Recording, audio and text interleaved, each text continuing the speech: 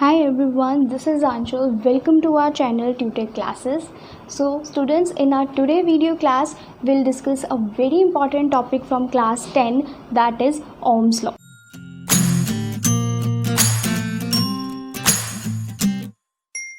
So most of you will know, or all of you will know, what is Ohm's law. So if I'll ask you what is Ohm's law, then you just simply say the law which states that electric current is directly proportional to the potential difference. But it is not enough. So yes, that's not enough. So क्या आपने कभी सोचा है कि Ohm's law जो है वो क्यों इम्पॉर्टेंट है, क्या यूजेस हैं ओम्स लॉ के? सो ओम्स लॉ क्या था? ओम्स लॉ जो है वो जॉर्ज साइमन ओम ने दिया था. उसने एक तरह का एक रिलेशनशिप दिया था जिसमें उसने बोला था कि पोटेंशियल डिफरेंस जो है किसी भी इलेक्ट्रिक सर्किट में वो डायरेक्टली प्रोपोर्शनल है जो करंट फ्लो करता है उस इलेक्ट्रिक सर्किट में under the physical conditions that are will remain constant. That means कि पोटेंशियल डिफरेंस डायरेक्टली प्रोपोर्शनल है इलेक्ट्रिक करंट के, और इलेक्ट्रिक करंट किसके डायरेक्टली प्रोपोर्शनल है? पोटेंशियल डिफरेंस के. अब जॉर्ज साइमन ओम ने ये लॉ दिया है तो दैट मीन्स कि इसका कुछ इम्पॉर्टेंस तो होगा, इसका कुछ यूज़ भी होगा. सो क्यों इम्पॉर्टेंट है ओम लॉ? सो अगर मैं आपको बोलूँ कि आपने एक इलेक्ट्रिक सर्किट डिज़ाइन करना है, सो क्या क्या चीज़ें चाहिए आपको उस इलेक्ट्रिक सर्किट को डिज़ाइन करने के लिए? सो उस इलेक्ट्रिक सर्किट में क्या होना चाहिए? उस इलेक्ट्रिक सर्किट में इलेक्ट्रिक करंट होना चाहिए, वोल्टेज होनी चाहिए और रेजिस्टेंस होनी चाहिए. बट कितना इलेक्ट्रिक करंट होना चाहिए, कितनी वोल्टेज होनी चाहिए और कितना रेजिस्टेंस होना चाहिए, ये आपको कैसे पता चलेगा? How you can calculate? So yes, ये हम कैलकुलेट कर सकते हैं किसके थ्रू? ओम्स लॉ के थ्रू. सो ओम्स लॉ हमें हेल्प करता है ये कैलकुलेट करने के लिए कि एक इलेक्ट्रिक सर्किट को डिज़ाइन करने के लिए कितनी इलेक्ट्रिक वैल्यूज़ हमें चाहिए. सो this is the importance of Ohm's law. और कितना एक इलेक्ट्रिक वोल्टेज जो है उसको मेंटेन कैसे करना है, कितना इलेक्ट्रिक वोल्टेज होना चाहिए जो मेंटेन हो एक प्रॉपर इलेक्ट्रिक सर्किट में, वो हमें कौन बताता है? Ohm's law. वो हम कैसे कैलकुलेट कर सकते हैं? Through Ohm's law. तो अब ओम्स लॉ इम्पॉर्टेंट है तो कुछ यूजेस भी होंगे. सो ओम्स लॉ की अगर हम यूजेस की बात करें, सो एक डेली लाइफ यूज़ की बात करते हैं जिसमें ओम्स लॉ यूज़ होता है. एग्जाम्पल की बात करते हैं जिसमें ओम्स लॉ यूज़ होता है, that is the domestic fans. जो कन्वेंशनल डोमेस्टिक फ़ैन्स हम यूज़ करते हैं, तो डोमेस्टिक फ़ैन्स हम सबके घर में है. सो उनमें क्या है कि उनको रोटेट होने के लिए क्या चाहिए? Electric current. सो एक स्पेसिफिक अमाउंट ऑफ वोल्टेज होगा तभी वो अपनी स्पीड में रोटेट करेंगे, और आप उसको रेगुलेट भी कर सकते हैं, उसको कंट्रोल भी कर सकते हैं. दैट मीन्स कि एक रेगुलेटर जो है उससे आप उसको रेगुलेट कर सकते हैं उसकी स्पीड को, कि आपको कितनी स्पीड चाहिए उस फ़ैन की. सो इसमें क्या है कि कितना अमाउंट ऑफ वोल्टेज है, कितना रेजिस्टेंस है, कितना इलेक्ट्रिक करंट है. सो ये तीनों उस डोमेस्टिक फ़ैन को ऑपरेट करने के लिए चाहिए. सो ये तीनों किस में यूज़ होती है? ये तीनों हम कैसे कैलकुलेट करेंगे? Through Ohm's law. So this is how Ohm's law used in our everyday life in all the electrical devices और अप्लायंसेस. सो देखा आपने किस तरह से ओम्स लॉ जो है वो बहुत ही यूज़फुल है, बहुत ही इम्पॉर्टेंट लॉ है. सो आज हम इसको पढ़ेंगे थोड़ा डिटेल में, लाइक वेरिफिकेशन करेंगे हम, एक्सपेरिमेंटल वेरिफिकेशन पढ़ेंगे हम ओम्स लॉ की. So before starting the experimental verification we should know some basic terms related to Ohm's law. So let's start with that. So first term जो Ohm's law में use होती है that is electric current. So electric current क्या है? Electric current क्या होता है कि कितनी अमाउंट ऑफ चार्ज जो है वो एक इलेक्ट्रिक कंडक्टर में से फ्लो कर रहा है. So that is what electric current. So एक पर्टिकुलर टाइम में, एक पर्टिकुलर एरिया में कितना चार्ज फ्लो हुआ, कितनी अमाउंट ऑफ चार्ज फ्लो हुआ, वो क्या हो जाएगा? Electric current. That means electric current जो है वो किसके इक्वल हो जाएगा? अब नेट चार्ज अपॉन टाइम. सो सिंबल्स की अगर बात करें, सो इलेक्ट्रिक करंट का सिंबल हो जाएगा कैपिटल I, चार्ज का हो जाएगा Q एंड टाइम का हो जाएगा T. सो हम इसके SI यूनिट्स भी लिख सकते हैं. सो SI यूनिट जो होंगे इलेक्ट्रिक करंट के वो I के क्या हो जाएंगे? एम्पेयर. सो 1 एम्पेयर जो है वो किसके इक्वल हो जाएगा? That will be equals to 1 coulomb upon 1 second. So net SI unit of charge and the second is the SI unit of time. So 1 ampere जो इलेक्ट्रिक करंट है वो किसके इक्वल हो जाएगा? 1 coulomb of charge that passing through flows through a particular circuit in a 1 second. सो आप small quantities भी लिख सकते हैं इलेक्ट्रिक करंट की। सो स्मॉल क्वांटिटीज़ जो है 1 मिली एम्पेयर इलेक्ट्रिक करंट की हो जाएगी, that is equals to 10⁻³ ampere, and 1 micro ampere will be equals to 10⁻6 ampere. So ये हो गया इलेक्ट्रिक करंट। सो सपोज़ कि हम एक इलेक्ट्रिक सर्किट ड्रॉ कर रहे हैं। सो उस इलेक्ट्रिक सर्किट में हमारे पास यहाँ बैटरीज़ हैं, देन यहाँ स्विच है, और ये एक इलेक्ट्रिक बल्ब है।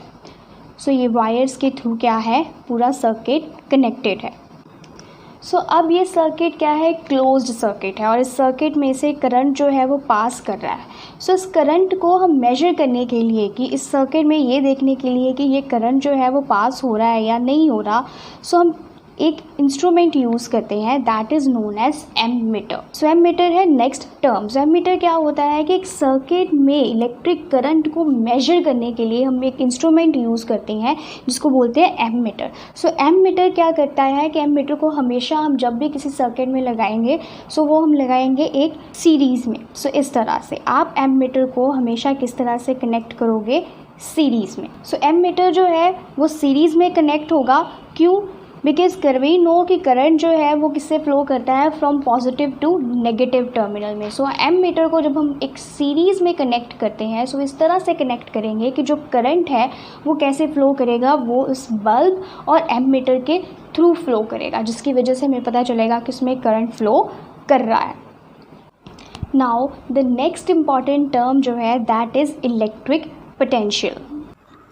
सो next term is electric potential and potential difference. अब electric potential and potential difference क्या होता है। सो अब तक हमने पढ़ा about electric current. Electric current में क्या पढ़ा कि इलेक्ट्रिक करंट क्या है, a rate of flow of charges.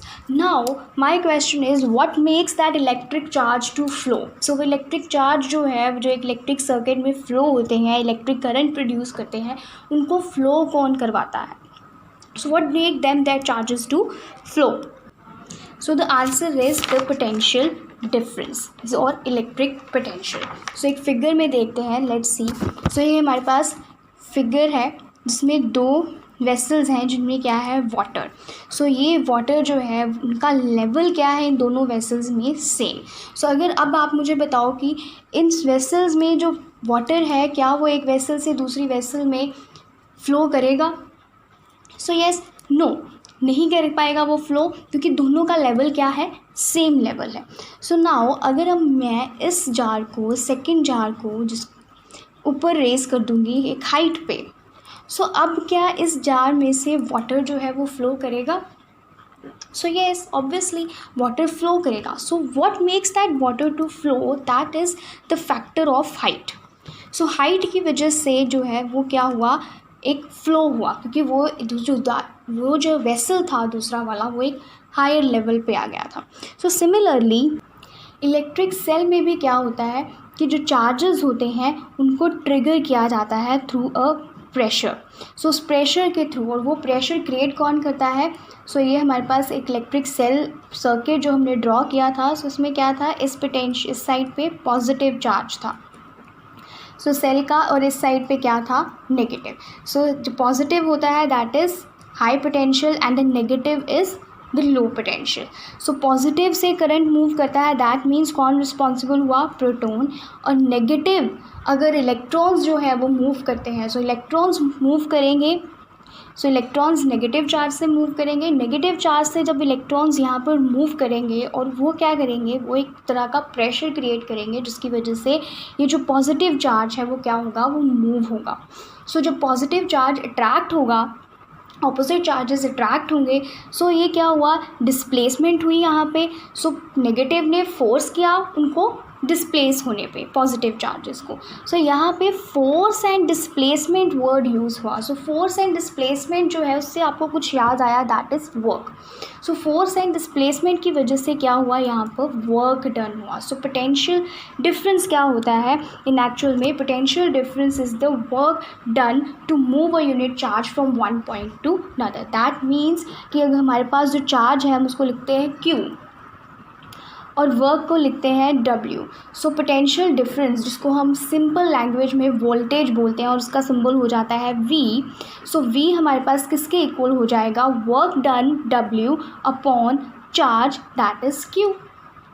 सो ये क्या था, potential difference. So potential difference क्या होता है, पोटेंशियल डिफरेंस इन एक्चुअल में क्या है कि जितना वर्क डन हुआ एक चार्जेस में उनको एक एंड से दूसरे एंड पे मूव होने के लिए. सो इलेक्ट्रिक चार्ज को फ्लो कौन करवाता है, that is potential difference. So potential difference का जो ऐसा यूनिट होता है that is volt. So volt जो है that is the potential SI unit of potential difference. So अगर हम लिखेंगे 1 volt, so 1 volt will be equals to 1 joule upon 1 coulomb. So 1 volt जो है वो किसके इक्वल हो जाएगा, 1 जूल अपॉन 1 कूलम में. सो अब हमारे पास इलेक्ट्रिक पोटेंशियल है, that means potential difference voltage है हमारे पास. सो वोल्टेज है, सो दैट मीन्स कितना वोल्टेज है उसको भी मेजर करना पड़ेगा. सो उसको मेजर करने के लिए जो इंस्ट्रूमेंट यूज़ होता है that instrument is known as voltmeter. So voltmeter जो है वो क्या करता है, वो एक इलेक्ट्रिक सर्किट में एक कितना वोल्टेज है उसको मेजर करता है. सो जो वोल्ट मीटर होता है उसको हमेशा इलेक्ट्रिक सेल्स के साथ हम पैरेलली कनेक्ट करते हैं. सो जितना डिफरेंस होता है इलेक्ट्रिक सेल्स में, सो इलेक्ट्रिक सेल्स का जो डिफरेंस है वो क्या क्रिएट करेगा, प्रेशर, जिसको क्या बोलते हैं, वोल्टेज और पोटेंशियल डिफरेंस. और पोटेंशियल डिफरेंस को अगर आपने मेजर करना है सो आप जो वोल्ट मीटर है वो हमेशा किस तरह से, वो इस तरह से इलेक्ट्रिक सर्किट में आप पैरेलल में कनेक्ट करोगे. सो वोल्ट मीटर जो है वो हमेशा क्या होगा, पैरेलल में कनेक्ट होगा. So this is the few terms that are related to Ohm's law. Thanks for watching. I'll meet you in the next video.